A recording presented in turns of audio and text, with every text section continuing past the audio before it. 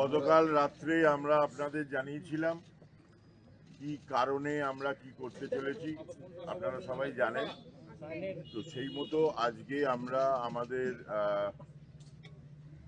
আমাদের অভিযোগ নিয়ে এখানে থানায় এসেছিলাম এবং আমরা এফআইআর লঞ্চ করেছি।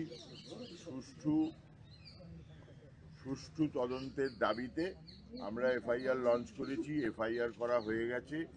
এফআইআর এর অফিসিয়াল কপি কিছুক্ষণের মধ্যেই অনলাইনে আপনারা পেয়ে যাবেন। আমাদের আজকের পদক্ষেপ এই ছিল। এর পরের পদক্ষেপ আমরা কি করব সেটা ডিসাইড করে আবার আপনাদের জানিয়ে দেবো। না না না, কোনো গড়িমসি করেননি।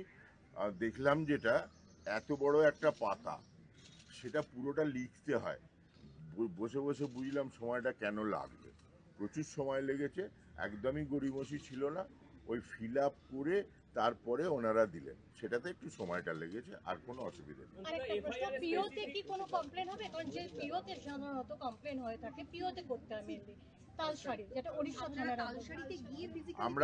আমরা পরবর্তী পদক্ষেপটা জানাচ্ছি খানিক বাদে। আমাদের এইটুকুনি ঠিক ছিল, আমাদের লয়াররা এইটুকুনি ঠিক করেছিলেন, সেটা হলো এরপরে আবার আমরা এখান থেকে গিয়ে আবার বসবো কোথাও।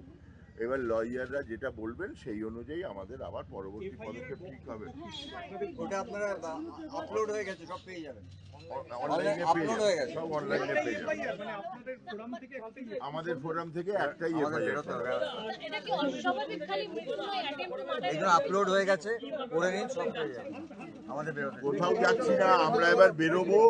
আজকের কাজটা হলো, এরপরে কি করব আমরা সেই পদক্ষেপটা ঠিক কালকে সকালে জানিয়ে দেবো।